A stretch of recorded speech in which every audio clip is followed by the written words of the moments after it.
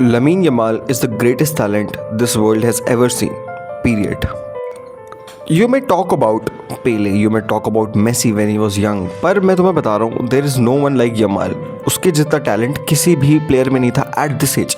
मैं at this as बता रहा हूँ, डोंट थिंक कि भाई आगे की बात कर रहा हूँ मैं. At this age, at the age of 17-18, even Pele में इतना टैलेंट नहीं था. I know he won the world cup, but this sheer audacity of Lamine Yamal makes him the greatest talent भाई. तो लास्ट सीजन जब उसका major breakout season था, Xavi Hernandez ने उसे एक डेब्यू दिया, पर मेजर जो सीजन उसका पहला सीजन जो काउंट होगा वो था लास्ट सीजन हांसी फ्लिक के अंदर फर्स्ट सीजन.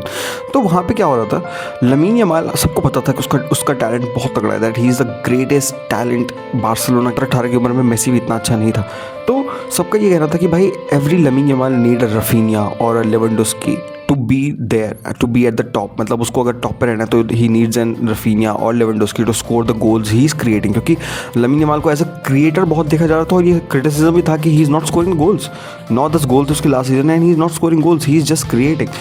पर football is a very cruel world भाई. You have to be egoistic. Football में अगर आपको ग्रेटेस्ट तक पहुँचना है, Cristiano Ronaldo won't be there जहाँ पे वो आज है अगर वो ईगोइस्टिक पर्सन ना होता. मेसी वो ईगोइस्टिक ना होता तो वो जो ड्रिबल्स ना कर पाता, वो पास देखता. तो आपको ईगो रखना होता है, एंड आई थिंक इस सीज़न यमाल ने वो चीज़ करी है. यमाल के इस सीज़न ऑलरेडी ला लीगा में कुछ 13 गोल्स हो चुके हैं, and he is on the verge of scoring the most number of goals एक अंडर 18 प्लेयर के, 18-19 के प्लेयर के.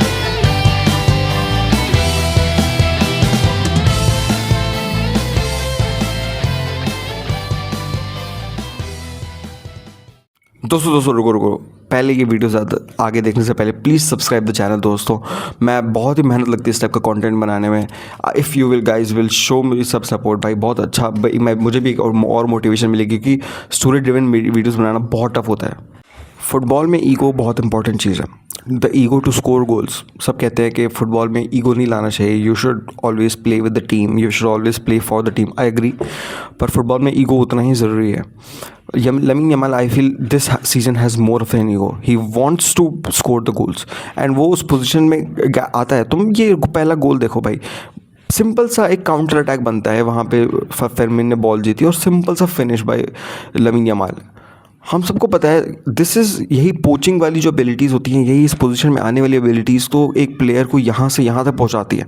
And that's what Lamine Yamal has done this season, and I am so happy to see this transition. दोस्तों मैं तुम्हें बता रहा हूँ, it's a transition of Lamine Yamal this season, जहाँ वो एक क्रिएटर से एक गोल स्कोरर बन रहा है. एंड आफ्टर दिस हम जानते ही हैं ये चीज़ कि भाई how good of a creator he is. उसको तुम कहीं भी बॉल दो, वो अकेले दम पे तुम कुछ नहीं. आप सोचो at the mere age of 18 पूरी बार्सिलोना की टीम जिस दिन क्लिक नहीं कर रही होती है, वो रिलाई करते हैं लमीन यमाल पे कि लमीन यमाल को बॉल पास करो, वो कुछ ना कुछ कर देगा. And that's the audacity he has created in every once mind, and that's immense. दोस्तों तुम इसकी ग्रेविटी नहीं समझ रहे हो. एक 18 साल का लड़का, तुम सोचो जैसे हम मैनचेस्टर यूनाइटेड वाले मान लो गर्नाचो रद्दी साहब, मैं बता रहा हूँ कि 18 साल की उम्र में जब वो आया था वो भी बहुत हाइप्ड था, तो उसके ऊपर हमने सारी रिस्पॉन्सिबिलिटी छोड़ दी. नहीं होता ऐसा यहाँ पे, लेकिन लमीन यमाल के ऊपर पूरी रिस्पॉन्सिबिलिटी है बार्सिलोना की क्रिएशन की, बार्सिलोना की गोल थ्रेट की, अटैकिंग की, सब की.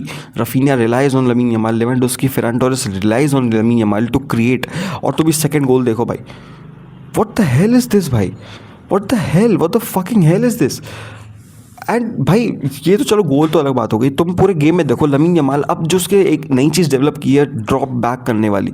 भाई वो अगर गेम फंसा होता है, आता है हाफ लाइन के पहले आता है, पीछे आता है, और वो भाई सिंपल से 2-3 टच पास खेलता है, वो पूरा गेम खोल देता है.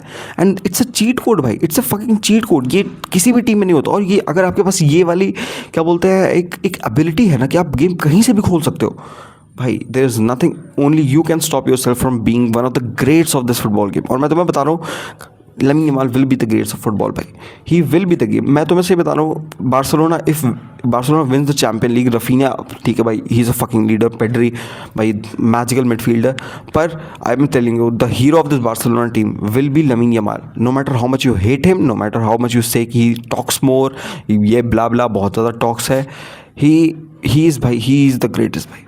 तो बार्सिलोना ने 4-1 हरा दिया, और भाई मैं तुम्हें बताऊं बहुत ही कंफर्टेबल विक्ट्री थी. हमें लगा ही नहीं कि ये नंबर 1 और नंबर 3 की टीम की फाइट हो रही थी. मैं तुम्हें हाँ भाई विलेरियल नंबर 3 पे थी ला लीगा पे, उनसे जीती है 4-1 बार्सिलोना. तो बहुत ही कंट्रोल्ड गेम आज जूल्स कुंटे का जो गेम खेला है भाई दोस्तों, मैं तुम्हें बता रहा हूँ, मुझे लगा उसका वापस से पैचअप हो चुका है।